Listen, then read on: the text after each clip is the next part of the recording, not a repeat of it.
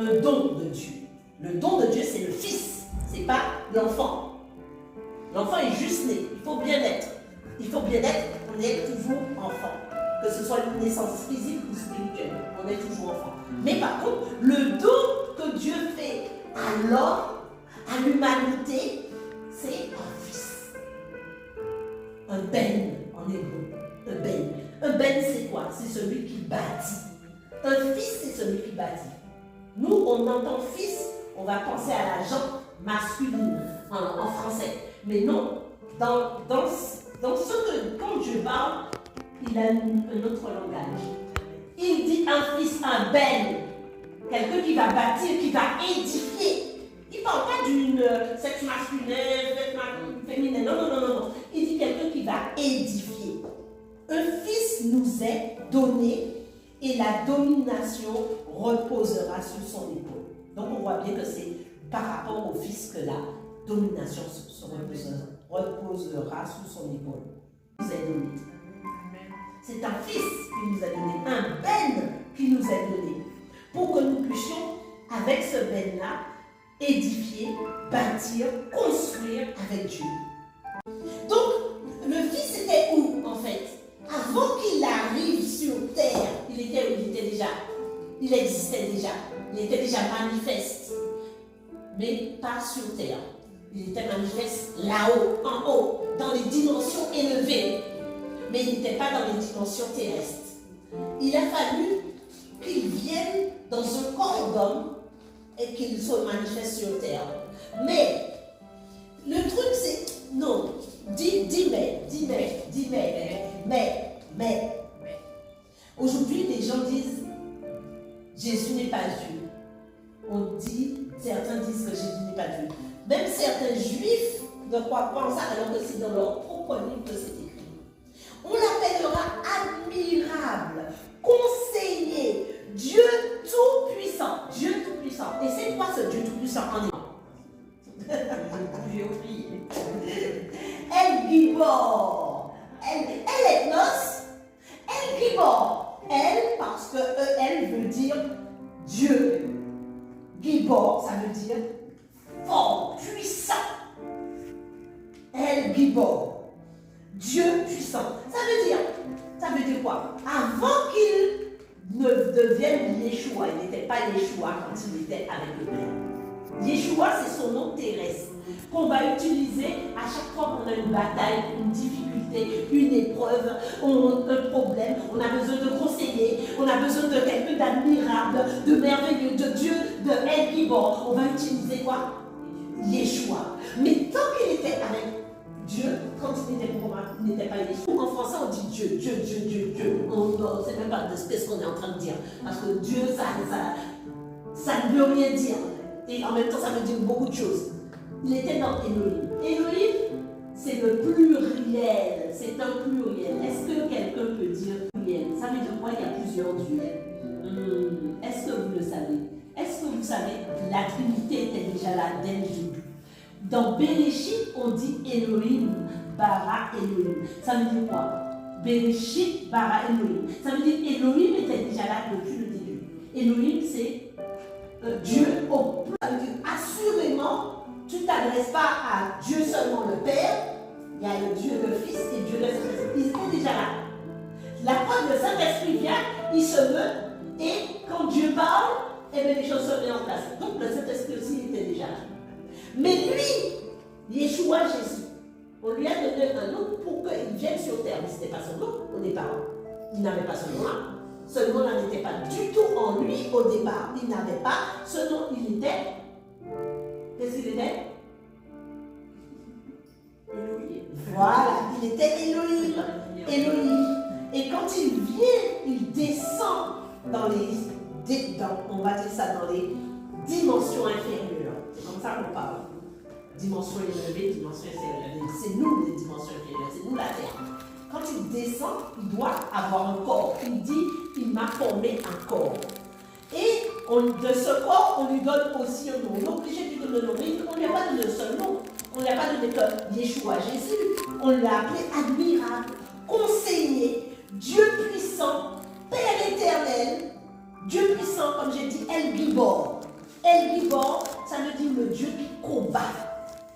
Le Dieu qui va dans la bataille. Le Dieu qui n'a peur de rien. Et aussi, dans Ésaïe aussi, on retrouve autre chose. Ésaïe, ou le passage, je n'ai pas noté. Emmanuel, Dieu avec nous. Donc en fait, ce même enfant qui est né, mais le fils qui nous est donné, a divers noms. Mais il y a un nom par lequel tout genou fléchit. C'est le nom de Yeshua. Tout genou fléchit à ce nom-là. Et on dit que c'est pourquoi on parle ce nom-là, parce que la domination reposera sur son épaule. Donc aujourd'hui, on va célébrer donc, cette dimension. Il est ressuscité. Ce n'est plus Jésus qui est le contrôleur de cette terre. Est-ce que quelqu'un le sait? C'est le Saint-Esprit. Il parle et il dit que je m'en vais et je vous laisse le consolateur, l'esprit de vérité. Il viendra, il prendra de ce qu'il est à moi et vous l'annoncerez.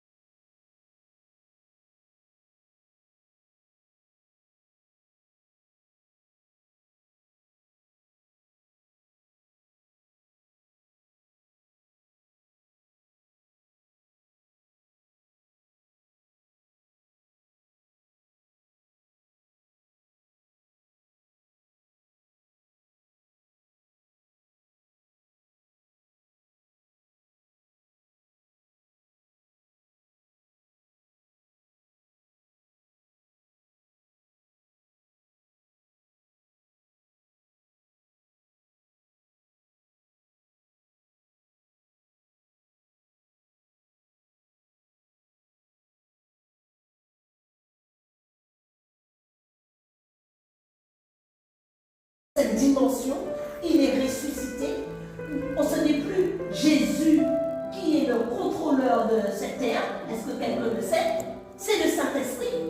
Il parle et il dit que je m'en vais et je vous laisse le consolateur, l'esprit de vérité. Il viendra, il prendra de ce qu'il est à moi et vous l'annoncerez. Dieu cherche Dieu, il doit chercher Dieu.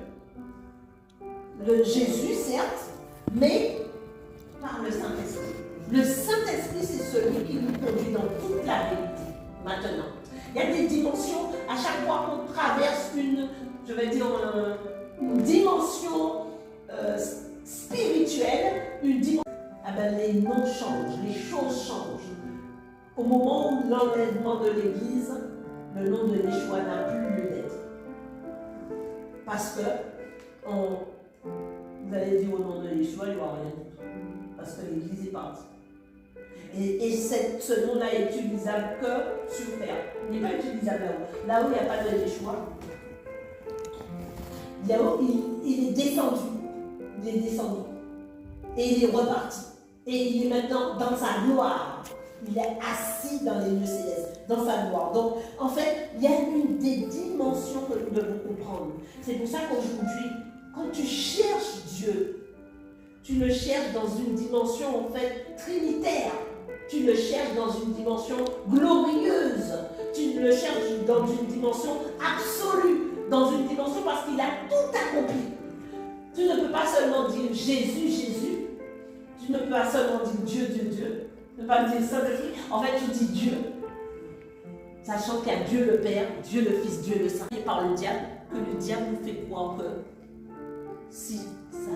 En fait, il fixe nos regards sur que les choses de la terre pour que nous ne puissions pas comprendre notre identité spirituelle. Parce que le jour où tu as compris ton identité spirituelle, tu regardes les choses comme ça. Tu es vraiment un aigle. Tu regardes ça et tu vois les choses. Et personne ne peut te toucher facilement. Le jour où tu comprends ton identité, tu fais ça. Tu vois même des petits démons qui essaient de courir après toi et tu leur fais ça. Et eux, ils fuient. Le jour où on va connaître vraiment notre identité. Parce que Yeshua, il prend la peine de mourir à la croix. Il prend la peine de descendre dans les lieux inférieurs, récupérer la clé de la mort et du séjour de mort pour que nous, on puisse être dans cette situation. Non, c'est pas possible. On ne peut pas continuer ainsi. On ne peut pas continuer ainsi à considérer ce Jésus comme un petit Jésus de la croix ou un petit Jésus dans la crèche. C'est pas possible. Il n'est plus sur la croix déjà et il n'est pas petit. Il est tout puissant.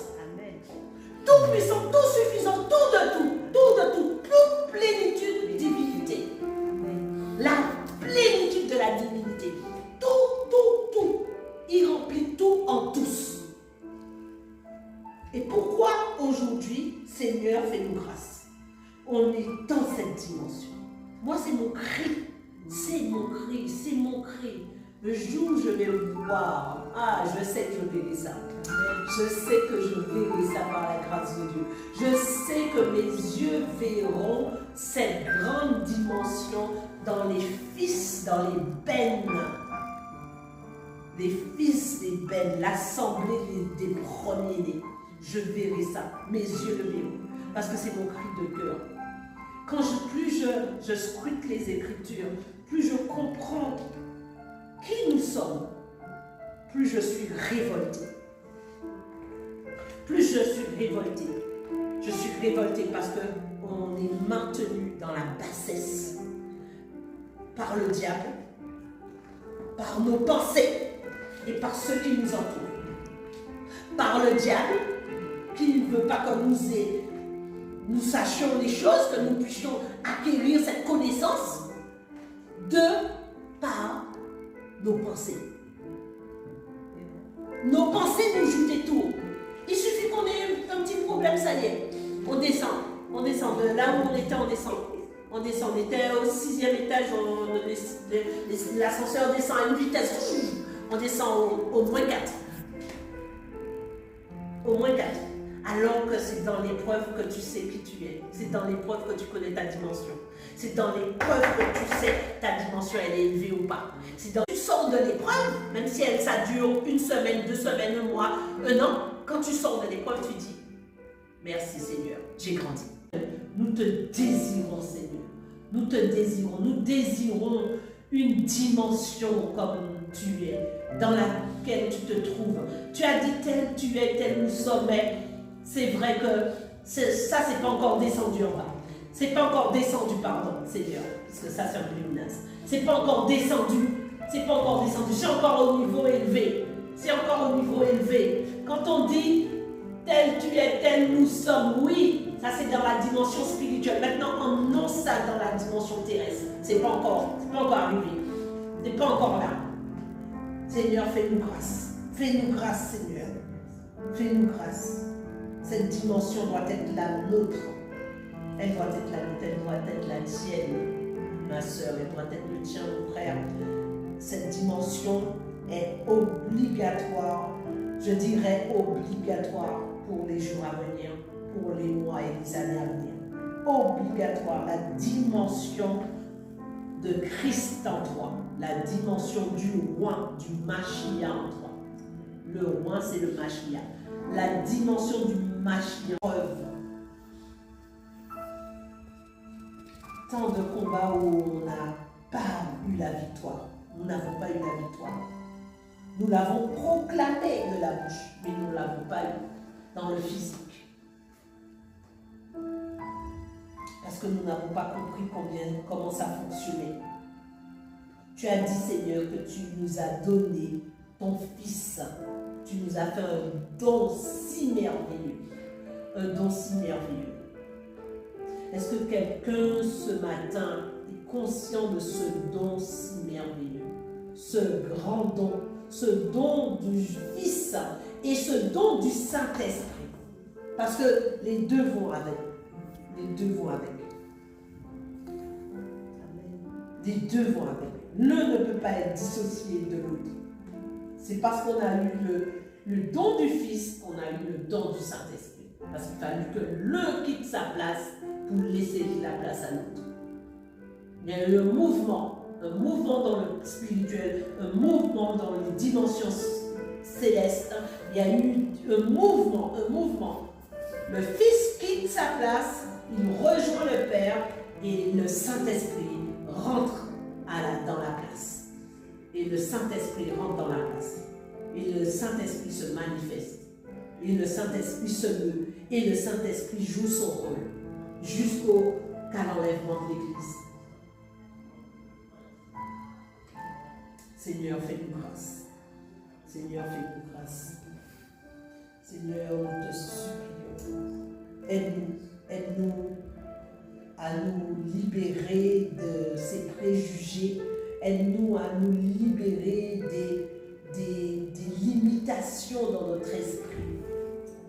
Aide-nous à nous libérer des anciens schémas qui sont dans nos pensées et qui heurtent notre compréhension à la parole de Dieu, qui nous empêchent d'entrer véritablement dans cette compréhension parce que, Saint-Esprit de Dieu, ces schémas heurtent notre compréhension et notre sensibilité à ton esprit.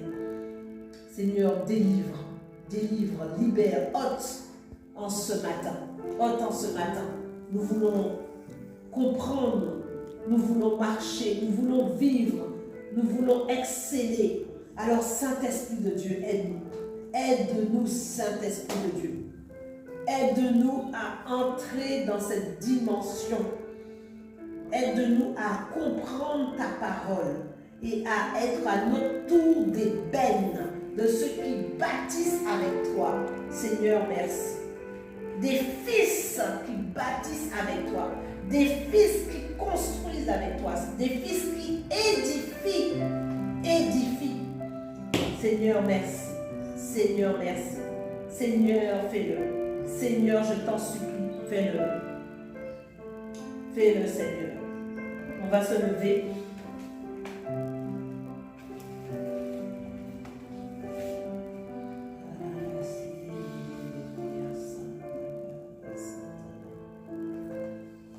Attends, parce que notre système de pensée est bloqué, parce que le diable a travaillé notre pensée par nos parents, nos familles, nos collègues, nos amis, nos églises, etc. Nos lectures, notre vie, notre société, notre communauté, nos vies, quoi. Nos vies, nous avons été arrêtés, nous avons été limités, nous n'avons pas pu expérimenter Christ jusqu'alors parce qu'il y a trop de barrières, trop de limitations, trop de choses. Nous n'avons même pas su qui nous étions nous-mêmes parce que nous avons fait que ressembler à X, à Y. Nous n'étions pas authentiques parce que nous avons ressemblé aux autres. Dieu ne peut pas nous utiliser. Tu sois authentique. Et pour être authentique, c'est tes barrières, c'est tes schémas qui doivent tomber. C'est ton système de pensée qui doit être aligné au système de celui qui t'a créé. Pour que tu retrouves ta vraie création. Pour que tu retrouves qui tu es vraiment. Que tu retrouves qui t'a créé vraiment, comme il t'a créé et comme il veut que tu sois. Il n'a pas voulu que tu sois la photocopie de quelqu'un. Il n'a pas voulu que tu sois l'image de quelqu'un. Il veut que tu sois son image, sa photocopie, son image et sa ressemblance. Et jusqu'à présent, tu ressembles aux gens. Jusqu'à présent, tu ressembles à tes parents, tu ressembles à ton frère, tu ressembles à ta soeur, à tes amis, à ta femme, à ton mari. Mais tu ne ressembles pas à celui qui t'a créé. Alors, ce matin, prions réellement pour que le Seigneur fasse, le Seigneur Saint-Esprit nous montre dans notre schéma de pensée ce qui bloque et qu'il vienne nous aider. Oui, Saint-Esprit de Dieu, viens nous aider. Viens nous aider, Saint-Esprit. Nous avons besoin de toi. C'est de toi qu'il s'agit. C'est de toi qu'il s'agit. Nous avons besoin de toi. Viens nous aider, Saint-Esprit.